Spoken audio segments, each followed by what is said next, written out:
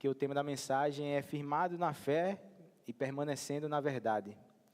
E é um tema que é muito importante para mim por várias razões, mas talvez a principal delas é que 3 anos atrás, aproximadamente, eu estava aqui sentado e eu ouvi o pastor Bruno, que todos conhecem aqui, a maioria. Ele veio aqui quando o pastor estava de férias e pregou exatamente nesse texto. E nesse dia me marcou muito. E foi um dos dias assim que foi muito impactante na minha vida.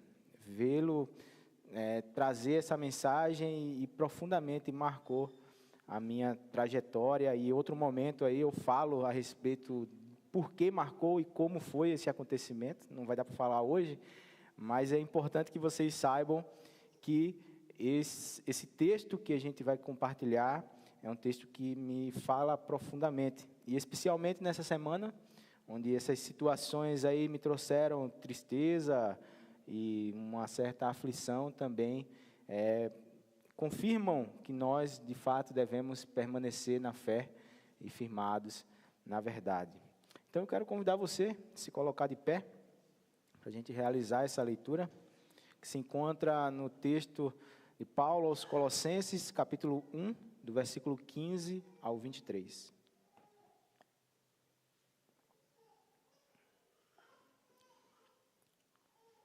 Espero todos acharem, acho que todos já acharam. O texto está sendo projetado também, você pode acompanhar. O Filho é a imagem do Deus invisível e é supremo sobre toda a criação. Pois por meio dele todas as coisas foram criadas, tanto nos céus como na terra, todas as coisas que podemos ver e as que não podemos ver, como os tronos, reinos, governantes e autoridades do mundo invisível. Tudo foi criado por meio dele e para ele. Ele existia antes de todas as coisas e mantém tudo em harmonia. Ele é a cabeça do corpo, que é a igreja. Ele é o princípio supremo sobre todos os que ressuscitam dos mortos. Portanto, ele é primeiro em tudo. Pois foi do agrado do Pai que toda a plenitude habitasse no Filho. E por meio dele, o Pai reconciliou consigo todas as coisas. Por meio do sangue do Filho na cruz, o Pai fez as pazes com todas as coisas, tanto nos céus como na terra. Isso inclui vocês, que antes estavam longe de Deus, eram seus inimigos, dele separados por maus pensamentos e ações. Agora, porém, ele os reconciliou consigo, por meio da morte do Filho no corpo físico. Como resultado, vocês podem se apresentar diante dele santos, sem culpa e livres de qualquer acusação. É preciso, porém, que continuem a crer nessa verdade e nela permaneçam firmes. Não se afastem da esperança que receberam quando ouviram as boas novas, que foram anunciadas em todo o mundo, e que eu, Paulo, fui designado servo para proclamar. Vamos orar. Bendito e poderoso Senhor, te agradecemos porque por meio desta palavra podemos ter o conhecimento a respeito do Teu Filho que nos convida e nos desafia à transformação, nos desafia ao entendimento de quem Ele é e com isso sermos moldados pela verdade profunda que Ele nos revela do Senhor. Muito obrigado, Pai, porque nesta noite poderemos refletir a partir da Tua palavra e conhecer cada vez mais ao Teu Filho Jesus. E conhecendo a Ele, aceitá-lo ainda mais em nosso coração e nos livrarmos dos nossos pecados e anseios e medos, Pai. Nos confirma esta mensagem em nosso coração por meio do Teu Espírito Santo, que com certeza está entre nós. Muito obrigado por tudo, Senhor. Em nome de Jesus. Amém. Podeis assentar, irmãos.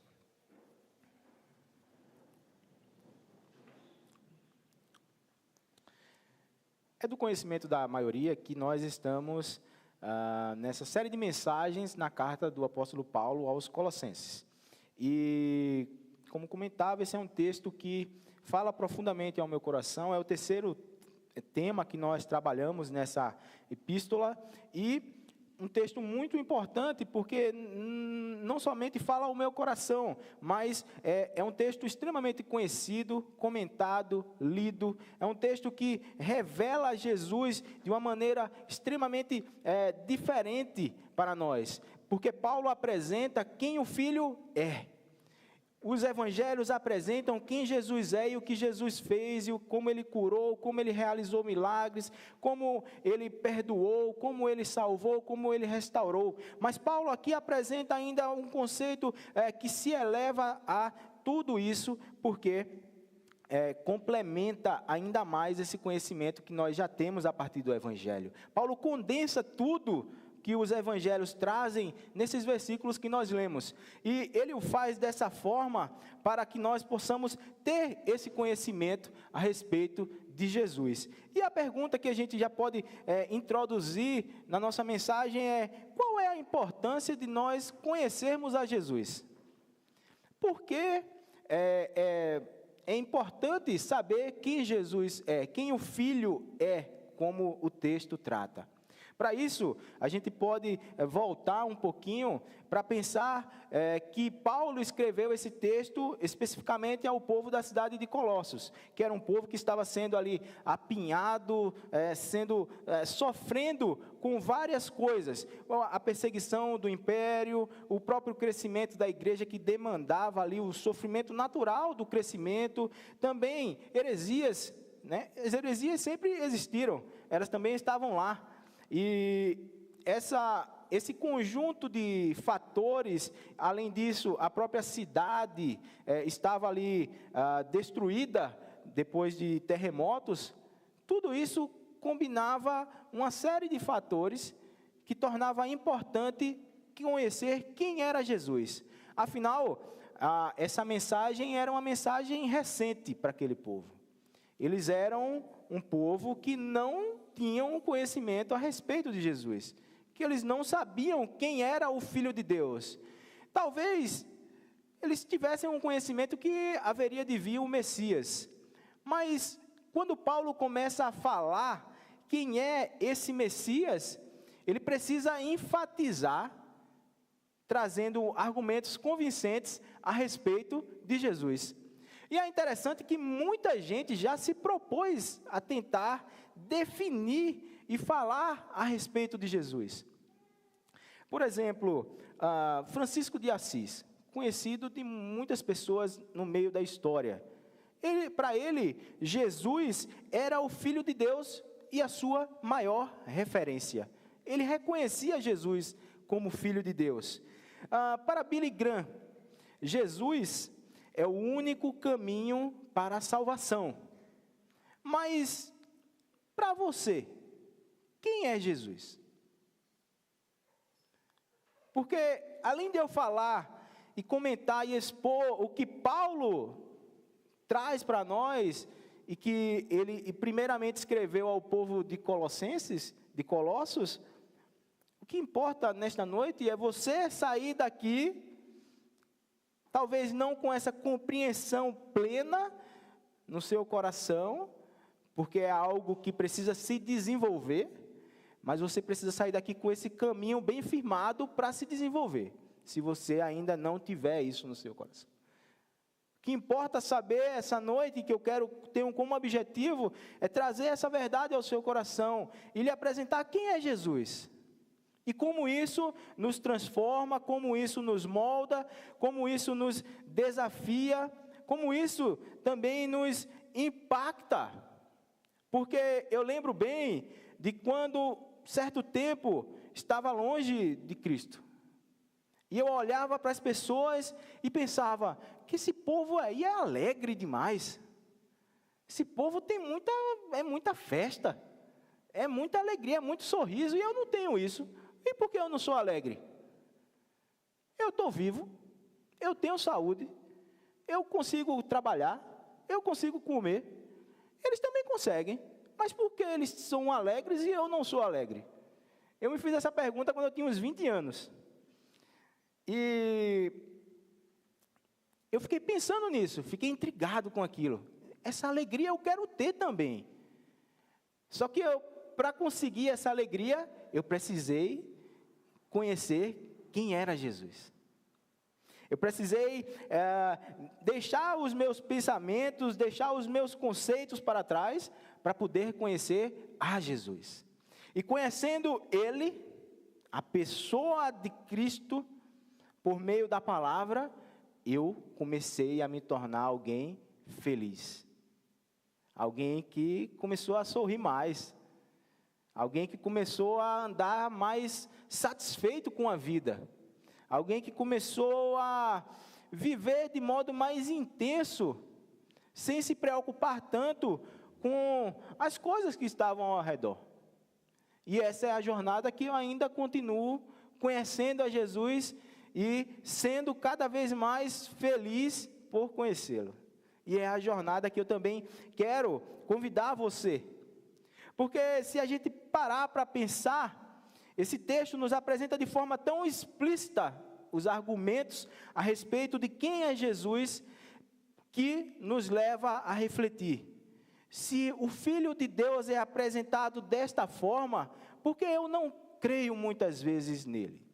Porque eu desisto de crer em Jesus por várias circunstâncias. Então, Paulo está tratando de tudo isso. Todos esses aspectos relacionados ao povo de Colossos, relacionados à cidade, relacionado às heresias, e em tudo isso ele vai apresentar Jesus. É interessante também que os próprios tradutores da Bíblia, eles de certa forma também tentam apresentar quem Cristo é, nos títulos, né, de cada seção dos textos. Por exemplo, nesse texto aqui que a gente acabou de ler, de 1 Colossenses capítulo 1, do 15 ao 23, na versão que eu li aqui, que é a NVT, ele apresenta assim: Cristo é supremo. Em outras versões, por exemplo, na NAA, que é a que eu acho mais interessante, o título, ele diz assim: a excelência da pessoa e da obra de Cristo. Ele exprime essa supremacia de forma mais, digamos assim, aplicável e, de certa forma, fácil de compreender. A excelência da pessoa de Cristo e da obra de Cristo. Isso é o conteúdo da supremacia de Cristo, que é o que a NVT fala. E na King James, que também é uma tradução muito conhecida, apresenta assim: a supremacia da pessoa de Cristo. Veja que cada tradução tenta enfatizar, e todas elas somadas buscam exatamente isso, mostrar quem Cristo é. Então vejamos quem Cristo é, de acordo aqui com o texto que lemos. No versículo 15, a primeira constatação que Paulo nos traz é que o Filho é a imagem do Deus invisível. O Filho é. O Filho não se parece, o Filho não tem uma aparência, o Filho talvez não tem isso, o Filho é. Isso é importante para nós.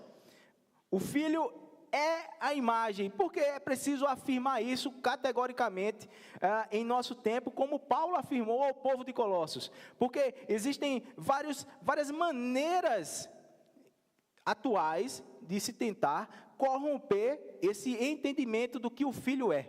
Para que o Filho se torne alguém parecido, para que o Filho se torne alguém que talvez seja Deus, mas precisamos afirmar com a mesma categoria que Paulo afirma aqui por meio da palavra: o Filho é a imagem do Deus invisível. Então, observe que, se a gente para pensar a respeito da imagem, do que esse termo representa, do que essa palavra, como ela é importante, ela significa exatamente a expressão exata de algo. Quando se fala que o Filho é a imagem, na tradução do grego, significa exatamente aquilo que procede de modo pleno. Aquilo que procede de modo pleno, ou seja, é a exatidão de quem Deus é. Deus apresenta a si mesmo na pessoa de Cristo. A essência de quem Deus é nos apresentada na pessoa de Cristo. E eu não sei se fica exatamente nítido, ainda assim que eu estou falando de uma maneira tão clara, mas eu preciso falar para você, novamente, Jesus é o Filho de Deus, porque Ele representa de modo pleno quem Deus é. Então, qual é a necessidade de se apresentar a Jesus dessa maneira? É exatamente confirmar, não é gerar possibilidades, não é gerar caminhos, como nós lemos. Jesus é o caminho. A gente não apresenta possibilidades quando se trata de Jesus, a gente apresenta algo exato, concreto, firme. E é interessante que o autor aos Hebreus, por exemplo, lá no capítulo 2, quando ele fala que, olha, essa palavra a respeito de Jesus foi confirmada, ele está querendo dizer assim, olha, vocês podem confiar nessa palavra, porque ela é algo sólido, em que vocês podem andar. Esse termo confirmar, lá para o autor aos Hebreus, significa algo sólido. Algo sólido por quê? Porque é exato, porque exprime com eficácia quem Deus é. Deus se colocou ali na pessoa de Cristo, e mesmo Cristo se assemelhando a nós em nossos pecados, em nossas dores, Ele não pecou. Por isso que nós podemos confiar em Jesus. É isso que Paulo nos diz. Ele é a imagem do Deus invisível. Então, ó povo de Colossenses, vocês podem confiar em Jesus. Esse Jesus que vocês estão conhecendo, a partir dessa boa nova, que traz esperança para vocês, esse Jesus vocês podem confiar. Mas perceba, esse é o primeiro argumento. Tem outros argumentos que nós trataremos mais adiante. Mas a gente tem um problema no mundo hoje. Esse problema, tive a oportunidade de estudar num seminário dos Estados Unidos, um curso à distância, e um dos professores tratava de um problema teológico que, do ponto de vista dele, é o problema principal do mundo hoje. Ele define esse problema como: o grande problema do mundo é a caricaturização de Deus. O que é uma caricatura? É algo para tornar mais engraçado, tornar mais superficial, é uma imagem distorcida da realidade. Geralmente em uma caricatura tem um pé maior, um braço maior, uma cabeça maior, tem algo caricato ali, que distorce aquilo que é real. Então, ele apresenta esse problema. O grande problema do mundo é a caricaturização de Deus. E eu fiquei pensando e lembrando, enquanto eu estudava e refletia, porque essa caricaturização representa uma imagem inadequada de quem Deus é. Ao passo que Jesus apresenta uma imagem exata de quem Deus é, o ser humano se esforça em demonstrar uma imagem inadequada, em criar uma imagem inadequada de quem Deus é. Porque, por exemplo, se fala muito assim, Deus é amor, mas é apenas isso? Isso é uma parte. Deus é justiça, mas é apenas isso? Isso é uma outra parte. Deus é misericordioso, mas Ele é somente misericordioso. Perceba como essa caricaturização gera um Deus personalizado, que é o tema do momento. Você pode personalizar tudo. Você vai numa lanchonete, você personaliza o seu lanche. Os aplicativos aí de alimentos, principalmente, você pode escolher todos os detalhes da sua comida. Tudo é personalizado. E o mundo tem criado um Deus personalizado. E qual é o problema de criar um Deus personalizado? É que esse Deus, ele é um Deus fraco, porque ele cada vez mais se parece com o seu pecado. O que faz com que você queira viver sem ser transformado pelo Deus que Paulo apresenta para nós em Jesus, que é a imagem do Deus invisível. Perceba que esse problema, a gente poderia estender ele para várias áreas. Mas acredito que somente no ambiente evangélico, a gente já tem uma batalha muito grande para resolver. Essa caricaturização de Deus, ela apresenta um Deus inadequado. Apresenta um Cristo sem cruz, um Cristo, de certa forma, débil, fraco, o que faz com que você tenha sempre que recorrer ao seu interior para buscar forças. Olhe para você mesmo. Olhe para dentro de você. E você vai encontrar... meu irmão, você vai encontrar um ser humano pecador que é você. Você vai encontrar as suas fraquezas quando você olhar para dentro de você. Você vai encontrar o problema maior da sua vida, que é você. Quando você olha para você, você enxerga o seu maior problema, você mesmo. De modo que quando nós olhamos para Jesus, quem vemos? A imagem do Deus invisível. Quem quer enxergar a Deus, e esse é um mistério que nós só podemos contemplar por meio da fé. Inclusive, eu tenho uma certa dificuldade com certas expressões muito sentimentalistas em relação a Deus, em relação a Jesus. Jesus, como você é lindinho, como o Senhor é bonitinho. Não, a gente não precisa disso. Pelo amor de Deus, somos crentes, somos maduros ou estamos tentando sê-lo. A gente não precisa disso, desse sentimentalismo. Que a gente precisa é cada vez mais confiar no que a palavra nos diz. Então, se você quer olhar para Deus, observe o que a palavra fala a respeito de Jesus, porque é dessa forma que você vai ver a Deus. Então, o que a palavra nos diz? Que o Filho é revelado por Deus, conforme escreve João. O autor aos Hebreus vai nos falar que o Filho é o resplendor da glória de Deus, ou seja, apresenta a glória de Deus para nós. Conforme Paulo também nos apresenta aqui, o Filho é a imagem do Deus invisível.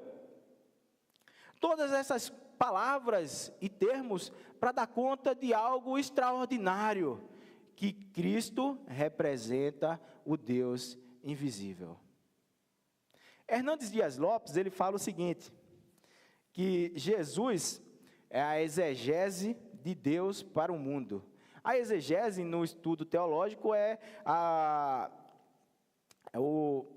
área de estudo que procura voltar no passado para entender o que o texto significava para o povo quando foi escrito. Então, o que Hernandes Dias Lopes quer dizer com isso? Que se você quer entender o que há no mundo, se você quer entender como o mundo foi criado, como se deram as construções e as constituições do mundo, olhe para Jesus. Porque ele representa aquilo que Deus fez, aquilo que Deus criou. Então, Paulo prossegue no seu argumento. Veja aí, na segunda parte desse mesmo versículo, do versículo 15. Ele primeiro fala, o Filho é a imagem do Deus invisível, e em seguida ele acrescenta, e é supremo sobre toda a criação. Então ele nos apresenta aqui duas características a respeito de Jesus. A natureza de Jesus e a sua filiação, ele é filho, e a sua divindade, ele é supremo, ele também é Deus. Então ele é tanto humano como Deus.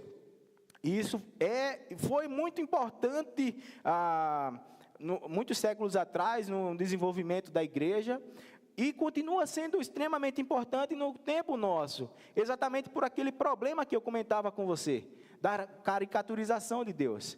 Porque quando nós afirmamos que Cristo é supremo e que Ele é a imagem de Deus, nós vamos nos deparar com diversos problemas para poder sustentar isso. Problemas em várias categorias. Por exemplo, como nós, em nosso tempo, é extremamente relativista e não aceita tudo isso que é apresentado como verdade, nós nos deparamos com problemas. E aí, ao ser humano moderno, nós não precisamos modificar a palavra, nós precisamos apresentar Jesus que transforma o ser humano para compreender a palavra.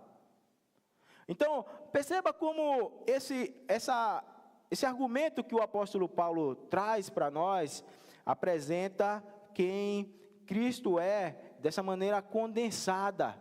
Se você quiser saber com detalhes, você lê os evangelhos. Se você quiser algo condensado para entender ali, de forma mais, a essência, de modo mais teológico, digamos assim, você lê esse texto. Se você quiser ainda mais detalhes, também você pode ler as outras cartas do apóstolo Paulo, que tratam de problemas e a maneira como o Evangelho resolve esses problemas. As boas novas resolvem esses problemas. Então, temos aqui essa imagem a respeito de Deus, essa imagem a respeito do nosso Senhor, que está de modo pleno representado por Jesus. E aí Paulo afirma para o povo de Colossenses: vocês podem confiar, porque o Filho é a imagem do Deus invisível. Ou seja, vocês não veem, mas vocês podem confiar. O Filho é supremo sobre toda a criação. Vocês não o veem, mas o que foi criado, por ele foi criado. E é exatamente nesse raciocínio que Paulo prossegue no versículo 16. Porque por meio dele, todas as coisas foram criadas, tanto nos céus como na terra. Vamos por partes. Todas as coisas. O que significa todas as coisas? O pastor já ensinou. Tudo é o quê? Tudo. Todas as coisas representam a plenitude daquilo que foi criado. Foi criado por quem? Criado por Jesus. A gente não se esforça muitas vezes em querer explicar como tudo foi criado, porque no cristianismo há um elemento que é mais importante do que tentar entender detalhe por detalhe, é o aspecto da fé. Você compreende e aceita determinadas coisas por meio da fé. Eu, ainda que estudasse toda a ciência disponível do mundo, eu não daria conta de explicar como tudo foi criado. Então, como é que eu aceito isso humanamente? Por meio da fé. Eu não daria conta de explicar para você como um monte foi ali criado, como o céu foi criado, e porque a cor do céu é a cor que tem, porque o sol, eu não sei explicar isso. E ainda que eu estudasse e soubesse aqui trazer para você diversos detalhes a respeito de tudo isso, você ainda poderia dizer assim: bom, mas como é que foi, como é que foi mesmo? Como é que foi criado mesmo? Mas você poderia levantar ainda outras hipóteses. Então, para todas essas hipóteses, nós colocamos esse elemento, que é o elemento da fé. É o elemento que a palavra nos apresenta como: sem fé é impossível você, por exemplo, agradar a Deus. Que você ouve a palavra de Deus e por meio da fé, Deus se apresenta a você. Que é também por meio da fé que o Espírito Santo trabalha no seu coração. Então, o elemento da fé para nós é mais importante do que se pegar em várias questões pequeninas a respeito de como tudo foi criado. Nos basta saber quem é o Criador e quem é o consumador de tudo isso, que é o nosso Senhor Jesus. Tudo foi criado por Ele, tudo foi criado por meio dele. No grego significa exatamente o seguinte: essa ideia de todas as coisas foram criadas, significa que Jesus é o único que tem poder de trazer à existência aquilo que antes não estava lá. Essa é a ideia. Jesus é o único capaz de trazer à existência aquilo que antes não estava lá. E essa supremacia na criação, ela se revela tanto no céu, ou seja, o poder cósmico, criador, não apenas do nosso planeta, mas de todos os outros planetas que compõem a galáxia, que compõem, enfim, o universo. E eu gosto muito dessa ideia, porque eu gosto bastante de uma frase que diz assim: Deus governa de modo absoluto o universo. Nós somos terrestres, a gente mora na Terra, mas a gente representa uma pequenina parte do que existe. Somos tão pequeninos e frágeis diante de tudo que Deus criou. Então, tanto as coisas do céu, tanto as coisas da terra, e aqui representa o poder humano de Jesus, que é revelado ainda mais de forma paradoxa em sua humanidade, em sua compaixão, que nos apresenta esse Deus que é plenamente Senhor, que é plenamente essência com Deus e que também é plenamente homem. Perceba quando nós tratamos a respeito da supremacia de Jesus, esbarramos em muitas dificuldades. Porque os termos parece que eles vão se repetindo. Porque as palavras não dão conta de significar exatamente tudo que Jesus é. Tudo que Deus é. É apenas uma representação ali do que Deus é. Então, nos basta ser convencido pelo Espírito Santo que por meio da fé, foi Ele quem criou. Foi Ele quem trouxe à existência tudo aquilo que antes não estava lá. E é interessante porque Paulo trabalha esse argumento dizendo, olha, foi tanto no céu como na terra, tanto o que se pode ver, como também o que não se pode ver. E Ele existia, versículo 17, antes de todas as coisas e mantém tudo em harmonia. Aqui um outro ponto, Paulo trabalha tanto a questão da criação, como também da origem de Jesus. Ele já existia antes de que tudo fosse criado. Ou seja, Jesus não foi criado, Ele é Deus da mesma essência de Deus. Ele é Deus. Aí você se pergunta, mas como assim, Rafael? Por meio da fé, você tem que se convencer no Espírito Santo, pedir que o Espírito Santo lhe dê entendimento. Porque ainda que eu fale, a gente vai chegar nesse ponto que você vai perguntar, mas como assim? É por meio da fé que nós cremos. Que Ele já existia antes de todas as coisas e mantém tudo em harmonia. Posso contar uma história? Sei que a gente já está um pouco avançado, mas eu ainda tenho algumas coisas aqui para compartilhar com você. Eu preguei na igreja que me orientou aí ao seminário 2 vezes. Na segunda vez, após terminar lá a mensagem, a gente foi almoçar, e aí uma querida irmã perguntou assim para mim, Rafael, por que tudo que você fala, e também as outras pessoas que vão ali pregar e tudo mais, por que vocês sempre apontam para Jesus? Porque tudo é sobre Jesus. Porque tudo tem que ser somente em Cristo, que eu não consigo entender. Aí eu olhei para ela assim, eu perguntei, e por que não deveria ser assim? Por que não poderia tudo apontar para Jesus? Eu disse, a senhora crê em Jesus? Ela fez, creio. Eu disse, então pronto. Isso não é suficiente para a senhora? Ela fez, não. Ora, mas a senhora acabou de se contradizer então. A senhora falou para mim que creia. Agora a senhora está dizendo que, mas não é suficiente somente crer. Como assim? Eu disse, olha, tudo aponta para Jesus, porque tudo foi criado por Ele, por meio dEle e para a glória dEle. E é isso que a palavra fala para mim e também fala para a senhora. A senhora crê nessa palavra? Ela fez, creio. Eu disse, então pronto. Amém. É isso.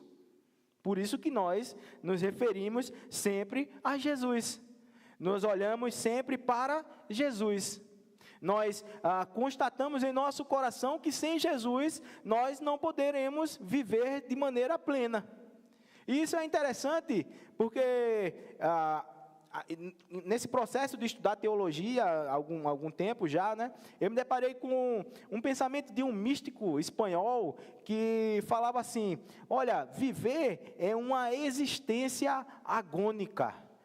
E por um tempo eu fiquei ali meio envolvido com esse pensamento, né, desse místico que tem o nome de Miguel de Unamuno, um místico espanhol do século passado, e esse pensamento a respeito de viver de forma agônica, ou seja, de forma ali sofrida no seu corpo, no corpo, isso me capturou por um tempo.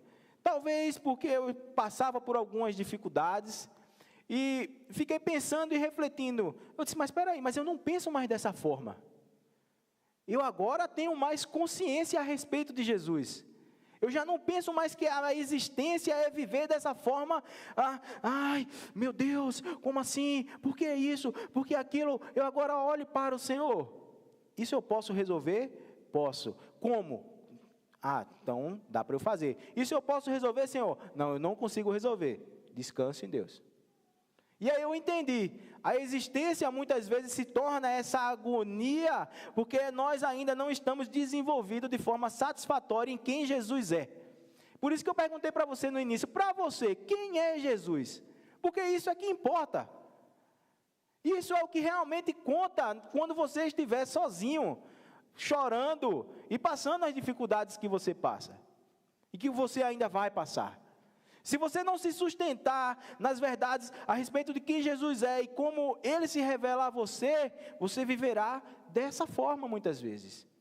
Ansioso, aflito. E até fiquei pensando naquele corinho, né? Aflito, porque aflito, cansado, porque cansado. Fiquei com essa música, pensando e pensando. Eu disse, meu Deus, como é bom crer em Jesus. Como é bom poder confiar em Jesus.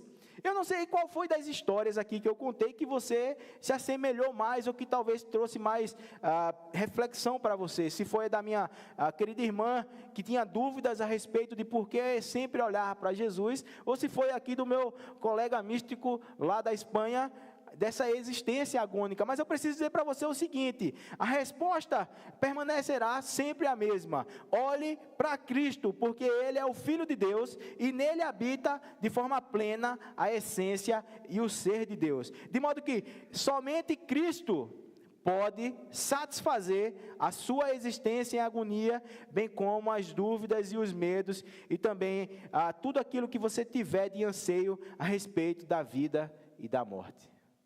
Somente Cristo pode satisfazer, meus irmãos. Não há outro caminho, não há outro caminho para nós. Vou dar um salto aqui na mensagem, senão a gente vai sair daqui 9 horas.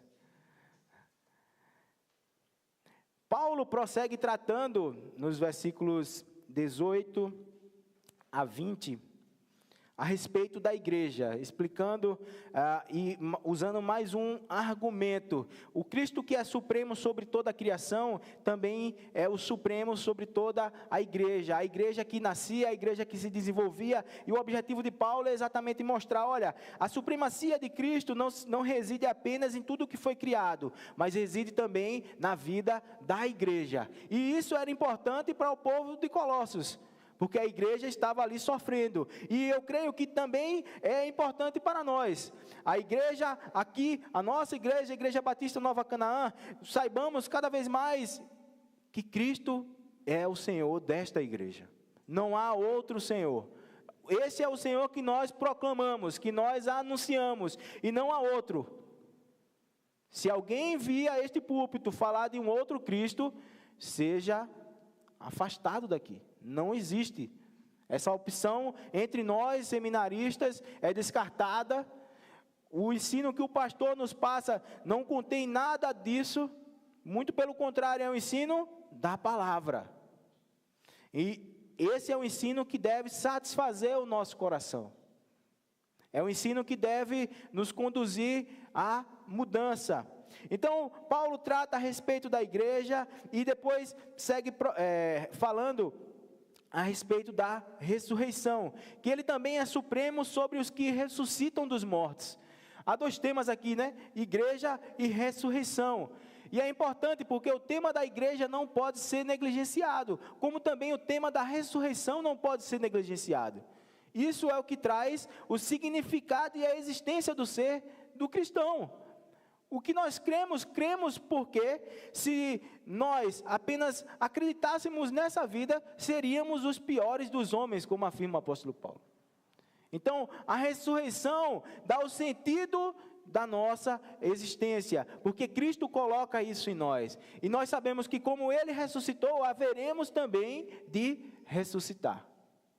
Paulo prossegue ainda mais, veja como esse argumento ele vai crescendo, é da supremacia, fala da igreja, fala da ressurreição, e depois ele vai falar de um dos temas mais lindos do Novo Testamento, o tema da reconciliação.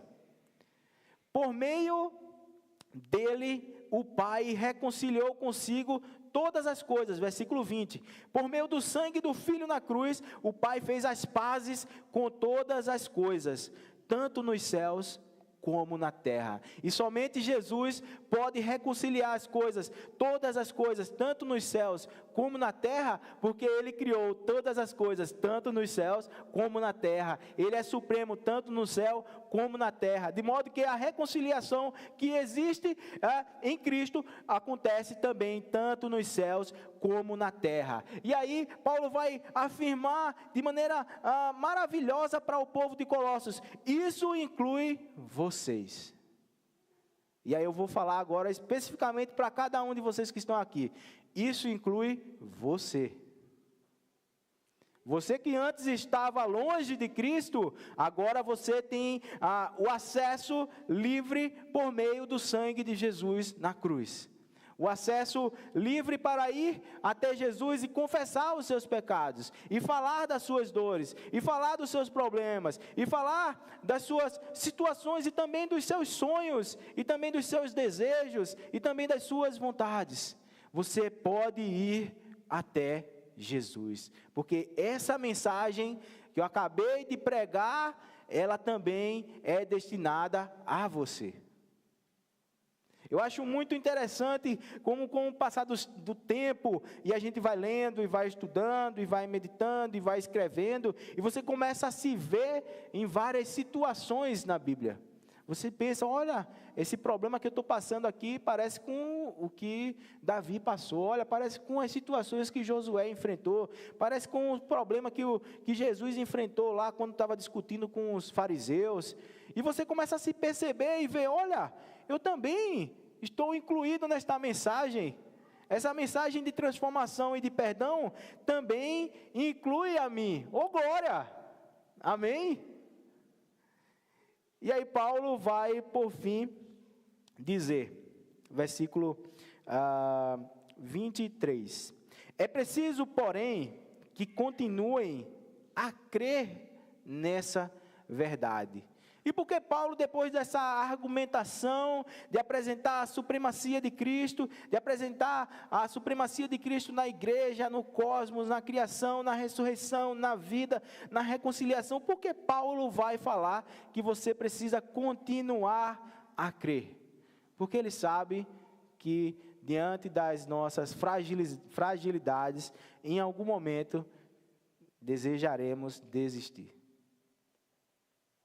E talvez esse sentimento possa invadir você, essa vontade de desistir, essa vontade de largar tudo para o alto, essa vontade de deixar tudo para trás, possa invadir você em alguma situação dessa próxima semana. E eu preciso falar para você que ouviu essa mensagem e que está sendo aí constrangido pelo Espírito Santo, é preciso que você continue a crer nessa mensagem.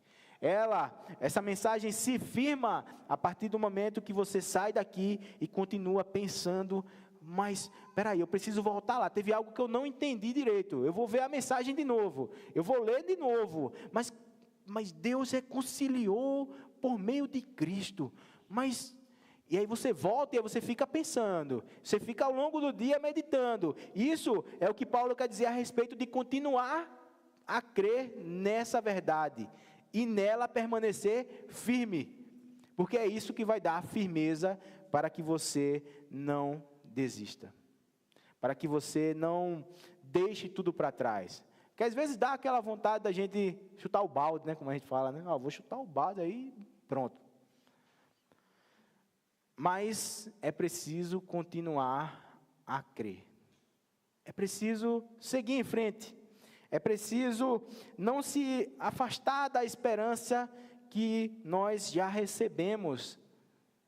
Essa esperança que é depositada em nós pela certeza de que Jesus é o Filho de Deus.